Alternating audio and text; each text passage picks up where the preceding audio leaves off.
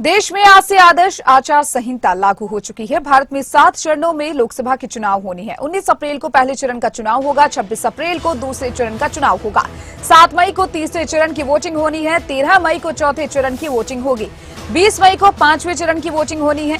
तो वहीं आपको बताएं 25 मई को 6वें चरण की वोटिंग होनी है और आखिरी चरण 1 जून को है। 1 जून को 7वें चरण के लिए वोटिंग होगी और 4 जून जो काफी महत्वपूर्ण दिन, उस दिन लोकसभा चुनाव के नतीजे आएंगे।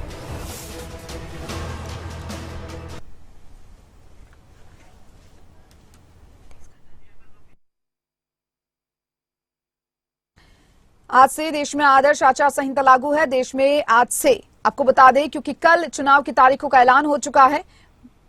मुख्य चुनाव आयुक्त राजीव कुमार ने तारीखों का ऐलान किया। भारत में 7 चरणों में लोकसभा के चुनाव होनी है। उपचुनाव की तारीखों का भी साथ में ही ऐलान किया गया। आपको बताइए 19 अप्रैल को पहले चरण का चुनाव होगा। 19 अप्रैल का दिन बेहद महत्वपूर्ण माना जा रहा है। इसके साथ ही 26 अप्रैल को दूसरे चरण का चुनाव होना है। 19 अप्रैल को पहले चरण में उत्तराखंड को शामिल किया गया है। इसके साथ ही 7 मई को तीसरे चरण की वोटिंग होनी है। 543 लोकसभा सीटों पर भारत में चुनाव होना है और आज से आदर्श आचार संहिता लागू हो गई है। 13 मई को चौथे चरण की वोटिंग होनी है। इसके साथ ही 13 मई के बाद आपको बताएं 20 मई को 5वें चरण की वोटिंग होनी है और उसके बाद 25 मई को 6ठे चरण की वोटिंग के बाद 1 जून को आखिरी चरण की वोटिंग होनी है और 4 जून को नतीजे घोषित कर दिए जाएंगे।